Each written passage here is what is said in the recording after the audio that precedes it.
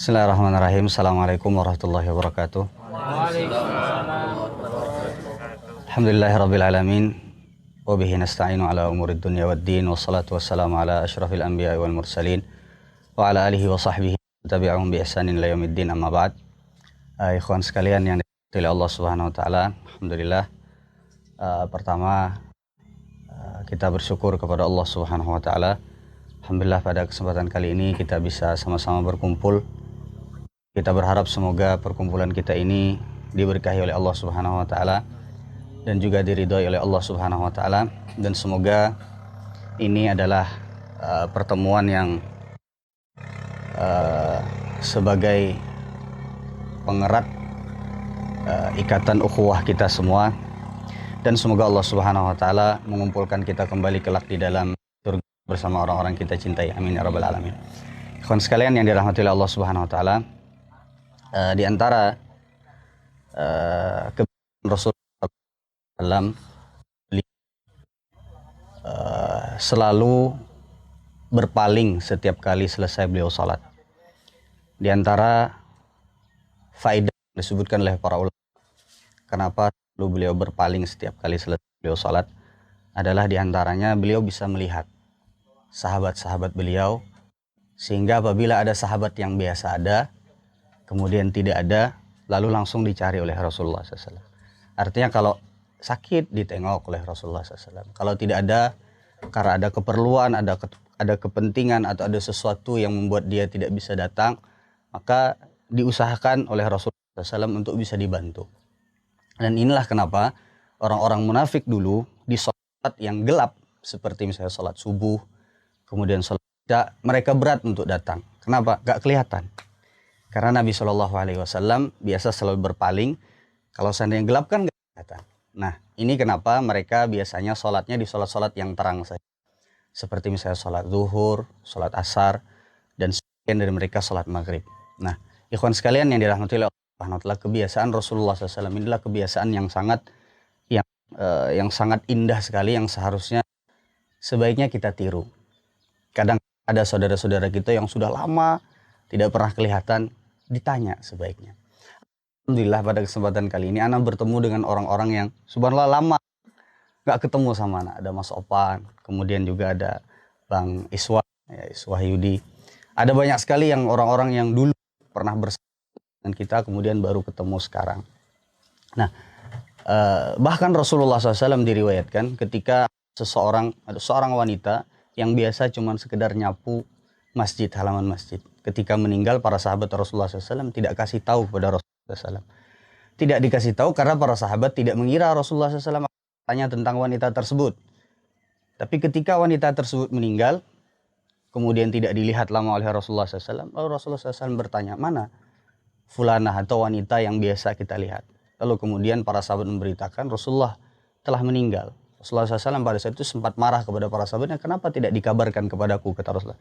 Ini menunjukkan mencari kawan yang telah lama hilang itu termasuk dari salah satu yang biasa dilakukan oleh Rasulullah SAW. Bahkan ada satu kisah yang dibawakan oleh Al-Hafidh Ibnu Katsir, tafsir beliau, ketika beliau menafsirkan ayat Ghafir yang ketiga, atau surat Ghafir ayat yang ketiga.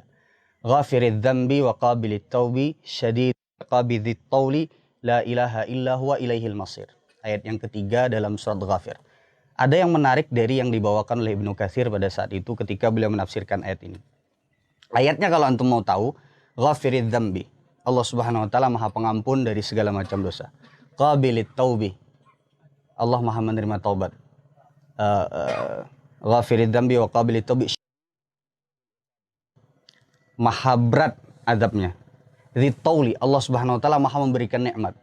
La ilaha illahu ilaihil masir, dan tidak ada Tuhan yang berhak disembah kecuali Allah Subhanahu wa taala, dan kepadanya lah tempat kembali.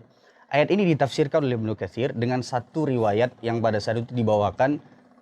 Riwayat tersebut terjadi pada zaman Umar bin Khattab radhiyallahu taala. Sangat menarik riwayatnya, dan ana sangat ingat sekali ketika membaca tafsir Ibnu Katsir ketika beliau membawakan riwayat tersebut, karena menurut ana ini sangat membekas sekali. Satu ketika pada zaman kekhalifahan Umar bin Khattab radhiyallahu taala anhu, diceritakan ada satu orang dari Syam. Syam itu wilayah Palestina, Yordan kalau sekarang. Kalau dulu Syam. Jadi orang tersebut selalu datang kepada Umar bin Khattab radhiyallahu taala. Jadi duduk, kemudian juga bercanda, bercengkerama bersama Umar bin Khattab. Kemudian juga ikut, kalau bahasa kita sekarang, pengajiannya Umar bin Khattab radhiyallahu taala, ikut. Suatu ketika orang tersebut hilang. Beberapa waktu hilang, kemudian setelah itu tidak ada kabar. Umar bin Khattab bertanya, "Aina fulan? Mana fulan yang biasa duduk bersama kita?" Para sahabat pada saat itu langsung jawab spontan, "Ya Amirul Mukminin, yutabi'u hadza asyarab." Kata para sahabat, kemudian kata orang-orang yang berada di sekitar Umar bin Khattab radhiyallahu taala, "Wahai Amirul Mukminin, orang yang biasa duduk denganmu sekarang lagi kecanduan minum minuman keras. Yutabi'u hadza asyarab." Ya, kecanduan, nggak bisa lepas daripada kemaksiatan minum-minum. Kita semua tahu minuman keras itu dosa besar, mabuk itu dosa besar. Akhirnya pada saat itu Umar bin Khattab radhiyallahu taala anhu memanggil salah seorang katibnya, penulis untuk kalau seandainya Amirul Mukminin nulis surat ke negara lain atau misalnya pengen nulis surat untuk ke seseorang, biasanya Amirul Mukminin punya katib sendiri. Umar bin Khattab pada saat itu panggil katibnya, panggil penulisnya, "Fulan ta'al, sini.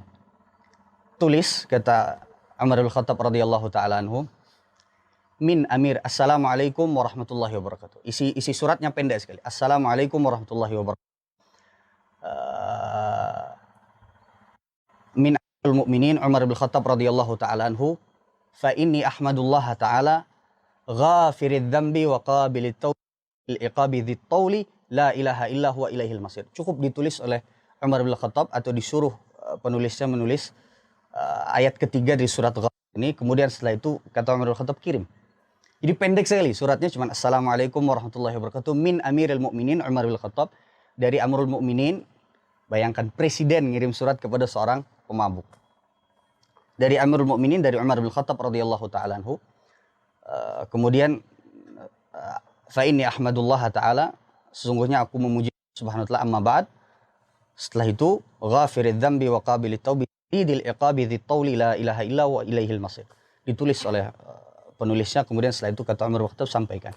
Pada saat itu Umar bin Khattab radhiyallahu taala ini subhanallah luar biasa sekali.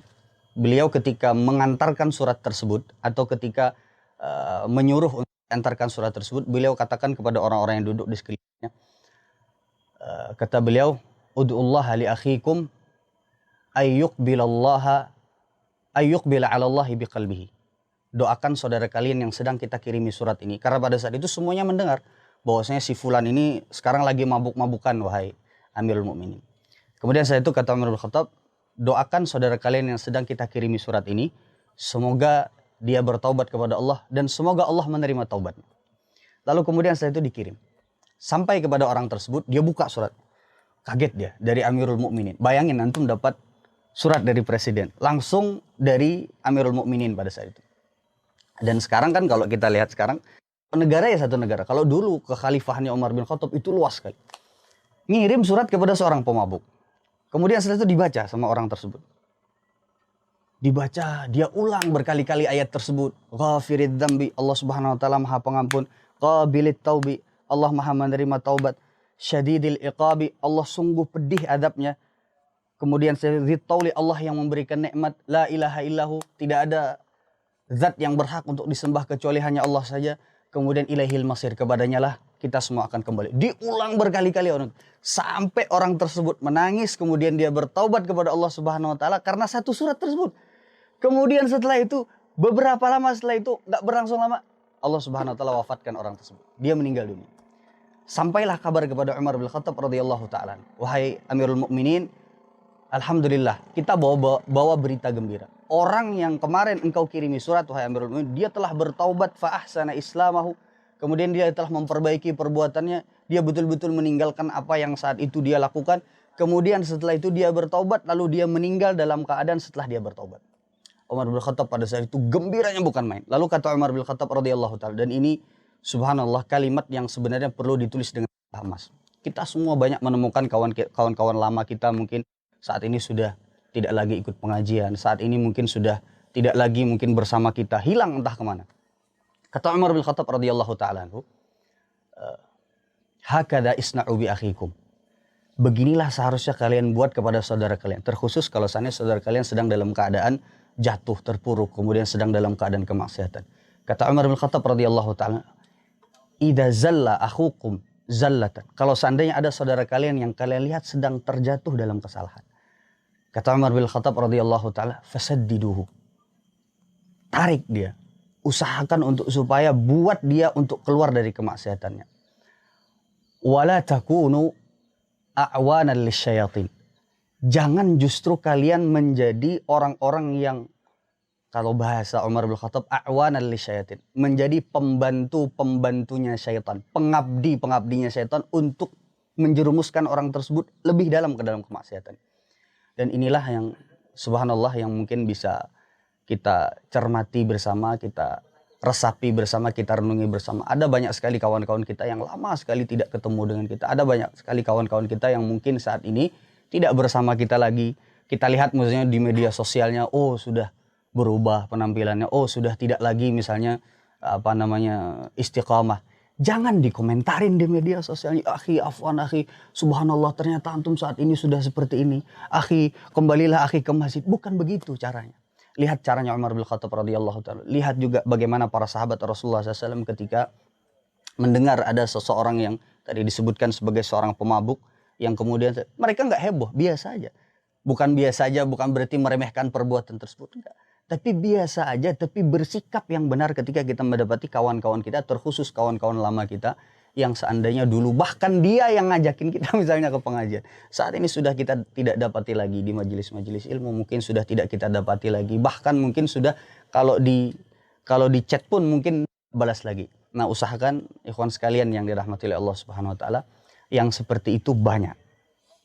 Kalau seandainya melihat kawan kita seperti itu, usahakan bersikaplah dengan benar. Tarik dia dari jurang kemaksiatannya, bantu dia untuk kembali kepada jalan yang seharusnya dia berada di sana. Dan terakhir, kita semua tahu bahwasanya kawan itu termasuk salah satu yang akan memberikan manfaat di dunia, juga bahkan nanti kelak di akhirat. Dan itulah pentingnya kita berkumpul dengan kawan-kawan yang baik, memilih kawan-kawan yang baik. Di dunia kita semua tahu tidak akan seseorang itu berada jauh dari agama kawan dekatnya. Karena Nabi SAW mengatakan al-mar'u ala dini khalili. Seseorang itu akan berada tidak jauh dari agama kawan dekatnya. Kalau di akhirat kita semua tahu dalam sebuah hadis yang diriwayatkan oleh Imam Al-Bukhari, ketika ahli surga dimasukkan ke dalam surga, kemudian mereka berkata kepada Allah Subhanahu wa taala, "Ya Rabb, inna lana ikhwanan kanu ya'maluna ma'ana wa yasumuna ma'ana wa yusalluna ma'ana." Atau kama qala Nabi SAW. Ya Rabb, sungguh kami dulu ketika hidup di dunia, kami punya kawan-kawan, sahabat-sahabat yang dulu beramal soleh bersama kami. Mereka sholat bersama kami, kemudian mereka puasa bersama kami.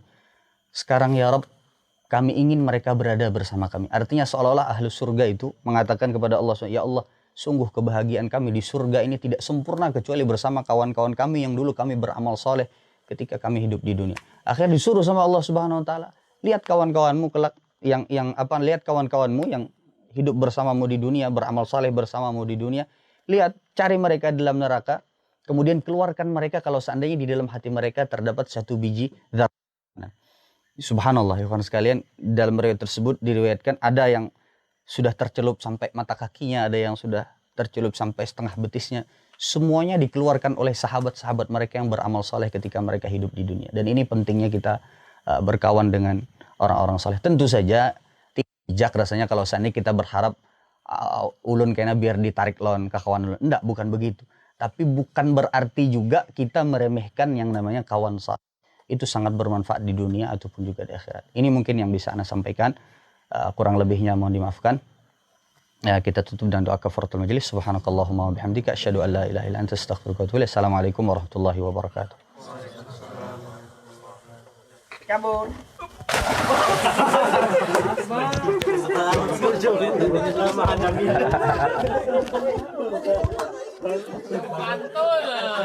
Ambillah kamera, ambillah. Kan ditambah. Ulangi lagi. Ulangi.